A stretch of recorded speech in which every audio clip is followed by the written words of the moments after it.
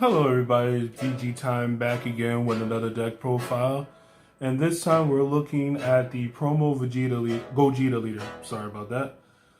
This leader right here was originally a release movie promo, I believe. And then it became a promo leader from the Magnificent collection. I will be laying out this deck as I go along in this deck profile.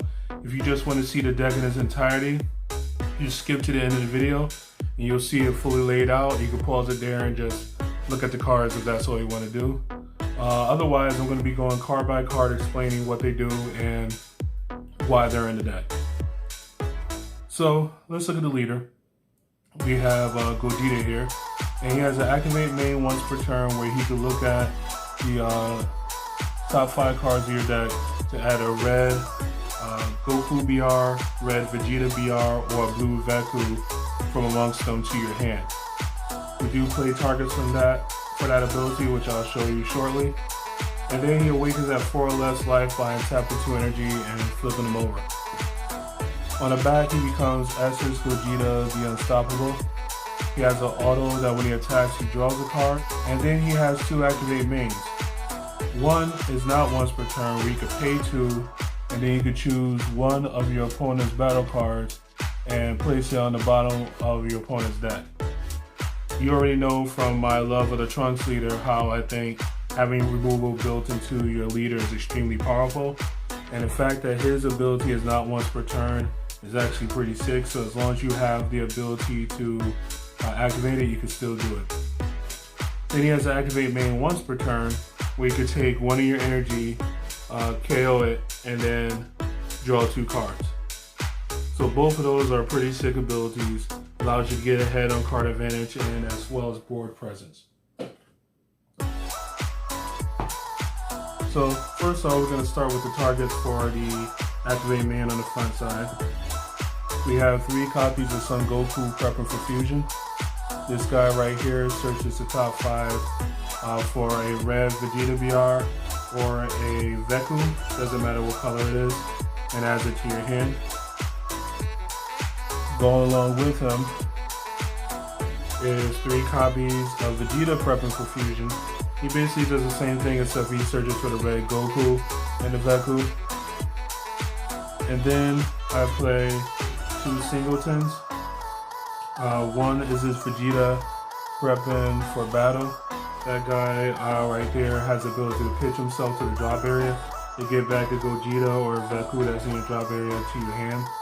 That's going to be pretty key because sometimes you need to get it back if it was ever discarded from your hand or you had some type of mill going on or something like that.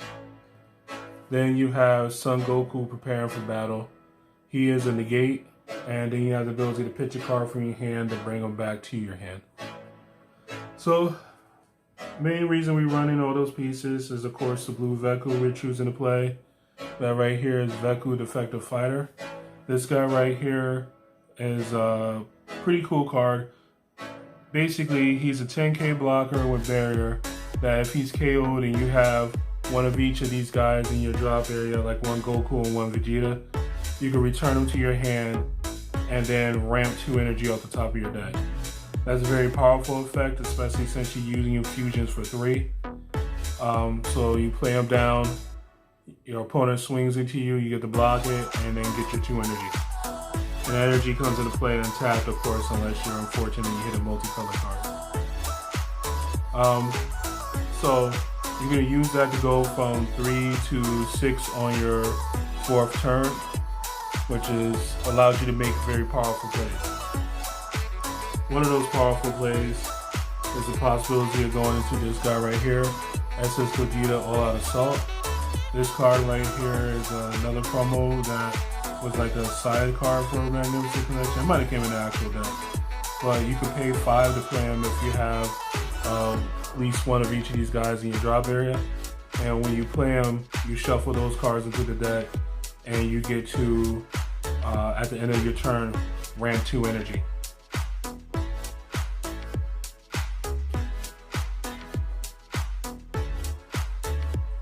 Now, we are playing a Unison in the deck. The Unison we're playing, of course, is Zeno Cosmic Unison. Blue leader kind of goes with most of them.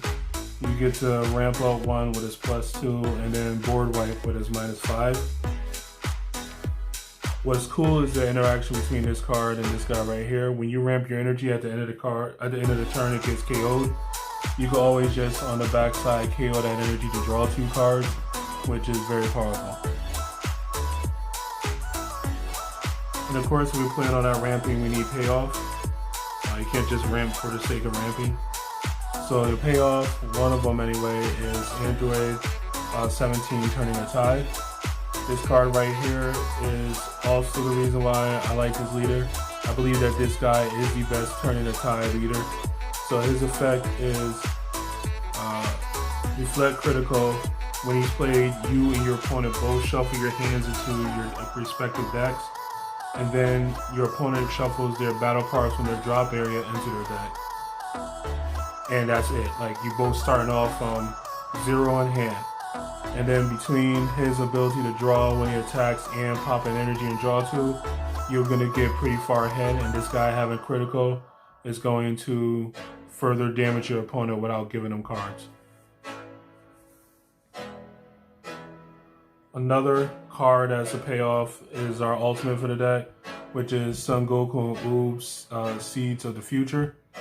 This guy comes out pretty fast. With the kind of ramp we have here, usually on turn 5 we're playing this, or even earlier in some cases, or we could play this guy. We could play either one of them on turn 5 guaranteed. This guy right here is dual attack, double strike, and then he has a auto that says that when he swings, you get to take one of your opponent's energy and one of their life and put it on the bottom of your deck, and you get to choose the order that happens, which is very powerful. And it's not a once per turn auto, so it works with the dual attack. So unless they time magic it or something, you're gonna get a guaranteed 2 life taken away from them.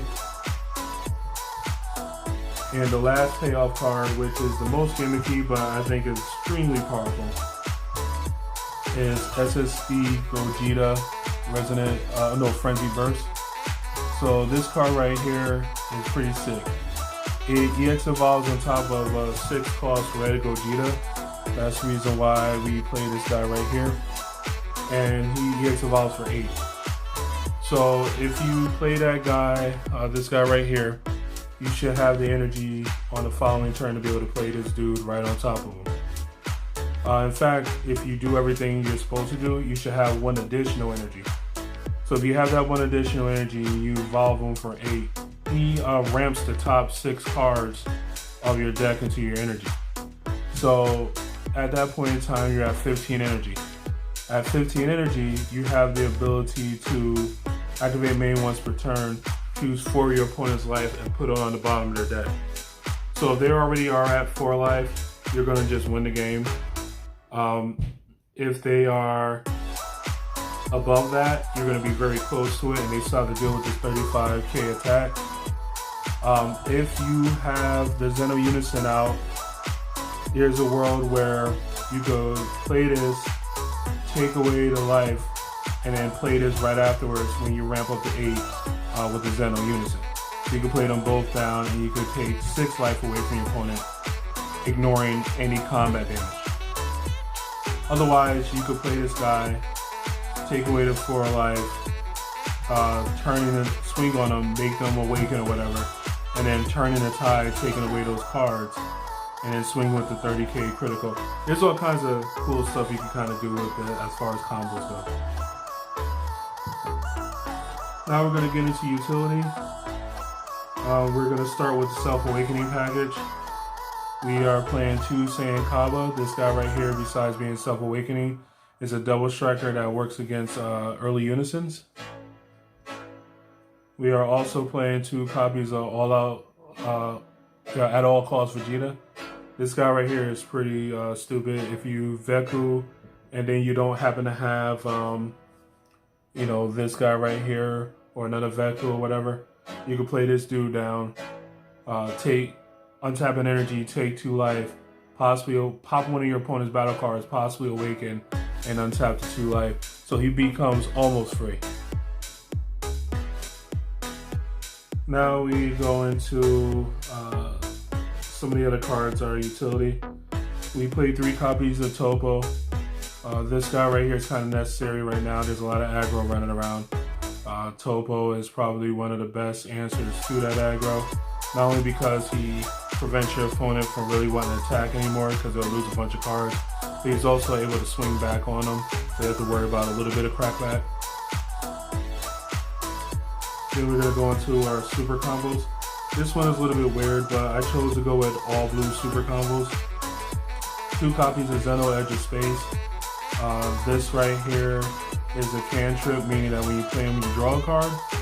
And then he has the ability to be comboed on your opponent's turn if you have 5 or less life, to be able to bounce out carding energy and then play a card being handed to your energy, effectively untapping energy. So he's pretty cool. And then the more techie choice is 2 copies of Powers Combined Kabuto Kai. This guy right here allows you to have some kind of a main deck answer to Bibity. When you combo with him, you could choose one card in your opponent's battle area, combo area, and return it to their hand. And then if they have no cards in their combo area, you get to draw a card. And if your life is at 4 or less, you get to gain 10k combo power. Both of those effects are kind of independent of each other. So even if you're not at 4 or less life, you could still get the bounce and possible draw. And yeah, cool. Of course, we're playing Zeno Unison. Zeno Unison is perfectly paired with the Trunks God Sealing counterplay. Still one of the better counterplays in the game, since he could deal with anything from 1 drops all the way up to 12 drops. 3 copies of Senzu Bean. Yeah, I know that's a crazy thing to say. Well, we played 3 Bean because I want to make room for the 3rd Topo. And I think Topo is better against wide aggro than actually Bean is. But they're both very, very good. We also have 4 copies of Dimension Magic because, you know, Dimension Magic. And then lastly, I'll put it right here, 1 copy of All Too Easy. That's a drop area negate that allows you to have some game against various decks like Invoker and whatnot. So this is a deck profile. Hopefully you guys enjoying it. Again, I think there's a lot of potential here with the power of this leader combined with the power of this lineup of cards and the amount of ramp that exists. And we don't have to wait to set 11 to get our ramp. We have it right here, and it's only going to get better once we get to set 11.